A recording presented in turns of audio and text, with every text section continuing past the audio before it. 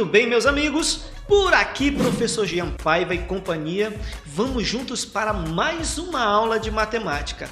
Nosso tema hoje será conjunto dos números reais. Sim, conjunto dos números reais. Dentro desse conjunto, nós iremos relembrar o conjunto dos naturais, conjunto dos inteiros, conjunto dos racionais e conjunto dos irracionais, que são os subconjuntos do conjunto dos números reais. Falei conjunto demais agora, né? Ficou meio confuso, mas a gente vai entender tudo direitinho. Vamos lá, então? Deixe eu aqui para o cantinho da tela e vamos seguir aí.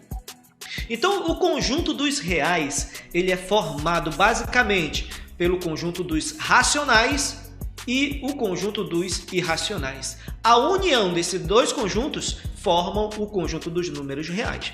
Matematicamente, nós podemos escrever isso desta forma. Então, ó, nós temos aqui o conjunto dos reais, certo? Que é igual ao conjunto dos racionais unido com o conjunto dos irracionais.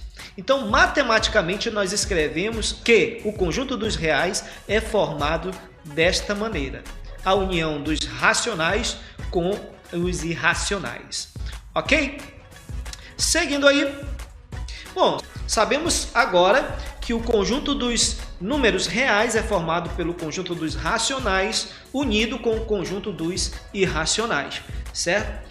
Mas dentro do conjunto dos racionais nós temos outros subconjuntos. Nós vamos ver cada um deles agora. O primeiro deles é o conjunto dos naturais. Então perceba, conjunto dos naturais, sim, aquele 1, 2, 3, 4, 5 e vai embora para o infinito, né? A gente já sabe, você lembra disso daí, eu tenho certeza. Então, olha só, quero chamar a atenção para você aqui no zero. Você pode ver em alguns livros aí, em alguns outros locais, em outras aulas, que de repente pode não aparecer o zero dentro do conjunto dos naturais. Isso porque lá por volta do ano 1900 ficou firmado que não tinha problema determinar o zero como sendo um número natural. Não que isso tenha passado a ser obrigatório a partir dessa época, não. Mas ficou firmado que se poderia usar sim o zero como número natural, ou não, tá? Então isso fica a critério de cada um aí. Tudo bem? Eu utilizo o zero como natural e isso não tem problema. O próximo conjunto que nós vamos ter será o conjunto dos números inteiros. Sim, sim. Conjunto dos números inteiros. Quem é? É o conjunto dos naturais. Olha ele aqui no diagrama, ó. Conjunto dos naturais juntamente com todos os números negativos. Então, nós podemos dizer, meu caro amigo, o seguinte: os naturais, eles são inteiros também. Eu posso dizer ainda que todo natural, ele é um número inteiro, certo? E posso dizer também que todo inteiro é um número natural, ok? Não posso, tá? Nem todo número inteiro é natural. Isso porque dentro dos naturais nós não vamos ter números negativos, tá? Que são esse menos 1, menos 2, menos 3, menos 4 e vai embora para o infinito, para o menos infinito, certo? Então, a nossa frase é: todo natural é inteiro, mas nem todo inteiro é natural. Tudo bem? Vamos seguir aí. O nosso próximo conjunto é o conjunto dos racionais. Quem é o conjunto dos racionais? Ora, é o número natural, o conjunto dos naturais, mais o conjunto dos inteiros, mais as frações e as dízimas periódicas, tá? Guarde essa palavra, periódicas, não esqueça isso, tá? Então, os racionais, ele é formado pelo conjunto dos naturais, pelo conjunto dos inteiros e mais as dízimas periódicas e as frações geratrizes dessas dízimas. Tudo bem? Então, vamos seguir aí, entendido? Então, olha só, nós vamos ver aqui que o conjunto N, o conjunto dos naturais, ele é um subconjunto do conjunto dos reais. Assim como o Z, que é o conjunto dos inteiros, é um subconjunto dos reais também. Tudo bem? Uma curiosidade aqui, uma curiosidade para nós. Sabe por que os inteiros é representados pelo Z? Porque essa representação vem do alemão Zahl, que significa número. tá? Então é por isso que nós temos aqui o Z como sendo representante do conjunto dos inteiros, né? Poderia ser um I inteiro, né? Mas enfim, essa definição vem do alemão Zahl, ok? Assim como o que representa o conjunto dos reais significa quociente, é o quociente de uma razão, né? Que são as dízimas periódicas aí que mais determinam melhor os números racionais. Tudo bem? Seguindo então, vamos aí para mais um conjunto. Eu falei para vocês que o conjunto dos reais é formado pelo conjunto dos inteiros, conjunto dos naturais, conjunto dos racionais. Ou seja, basicamente eu disse para vocês no início que os reais ele é formado pelo conjunto dos racionais mais o conjunto dos irracionais. Nós já vimos detalhadamente o conjunto dos racionais. Agora nós vamos ver dos irracionais. Então, quem é esse conjunto? Quem é o conjunto dos irracionais? Perceba aí, ó. Nós vamos ter como número irracional raiz de 3, raiz de 6, eu posso citar aqui também a raiz de 10, né? Raiz de 8, ou seja, são todas aquelas raízes que não são exatas. São raízes que não são exatas e que geram números desse tipo aqui, ó, tá? Lembra que eu falei para você ainda há pouco guardar aquela palavra periódico? Pois é. Lá nos racionais, os racionais, eles são formados pelos números naturais, certo? Deixa eu pegar minha caneta. Ele é formado pelos números naturais, mais os números inteiros, mais as dízimas periódicas e as frações que são geratrizes dessas dízimas. Então, perceba aqui, ó. Deixa eu dar um exemplo para você aqui. Eu tenho aqui, por exemplo, 2/3. 2/3, ele vai ser igual a 0,666. Isso vai embora.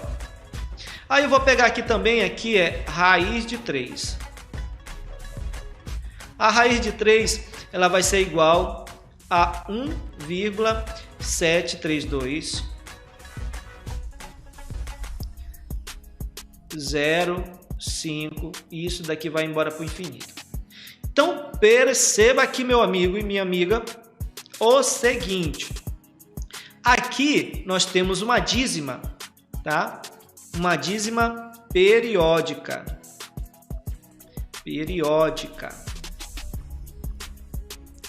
E aqui nós temos uma dízima não periódica.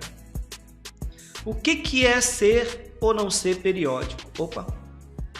O que é ser ou não ser periódico? Periódica.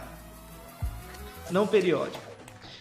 Ser periódico significa que há uma sequência, uma repetição desses valores após a vírgula, certo? E não ser periódica significa exatamente, logicamente, o contrário disso. Ou seja, não há uma sequência, não há uma repetição após a vírgula aí. Então, todos esses números que geram dízimas não periódicas, eles pertencem aos irracionais, tá? E todos esses números decimais, as frações que geram essas dízimas periódicas, eles pertencem ao conjunto dos racionais. Entendido a diferença entre os dois aí? Então nós temos as dízimas periódicas que pertencem ao conjunto dos racionais e nós temos as dízimas não periódicas que pertencem aos números, ao conjunto dos números irracionais. Tudo bem, meus amigos? Então perceba, dentro do conjunto dos irracionais nós temos alguns elementos que são bastante conhecidos. Vamos ver aí quem são eles. Nós temos o π, por exemplo, né? O π é muito conhecido. Ele é uma razão, né? É o resultado de uma razão aí, uma razão na circunferência, tá? Que é 3,14159265 e isso vai embora para o infinito. Nós nunca vamos ter uma repetição dentro desse número aqui, ó. Ou seja, o π ele é uma dízima não periódica. Uma dízima não periódica, portanto, ele é um número irracional. E um número irracional muito famoso, por sinal. Nós temos também um outro, que é o φ, tá? O φ também é um número muito conhecido aí dentro dos irracionais, né? Que é esse 1,61, tarará, tarará, tarará, e isso vai embora para o infinito, tá? Então, esses dois números irracionais estão entre os mais famosos dentre os irracionais, ok? Bom, a gente falou aí de como é que é o conjunto dos racionais e quem são os subconjuntos dos racionais. E acabamos de ver também quem são os elementos do conjunto dos irracionais. E nós vimos no início que a união desses dois conjuntos forma o conjunto dos reais, ok? É o que nós temos aqui agora no diagrama, ó. Conjunto dos irracionais, união com o conjunto dos racionais vai gerar o conjunto dos números reais. Tudo bem? Entendido aí? Muito simples, né, querido? Sem problema? Sem bronca? Vamos seguir então? Vamos lá. Agora é com você. Eu vou deixar essa questão aqui para você desenvolver de acordo com o que nós acabamos de estudar. Tudo bem? Então julgue as afirmativas a seguir. O conjunto dos números reais é a união dos racionais com os irracionais? A soma de dois números irracionais pode ser um número racional? As dízimas são números irracionais? De acordo com o que você achar disso aí, o que é que você vai fazer? Você vai marcar aqui qual é que é verdadeira. A 1 é verdadeira? A 2, a 3, a 1 e a 2 são verdadeiras? Todas são verdadeiras? Você vai responder isso aí e vai mandar para o meu privado. Tudo bem? Eu vou ficando por aqui. Bons estudos para vocês e até a próxima aula. Tchau, tchau!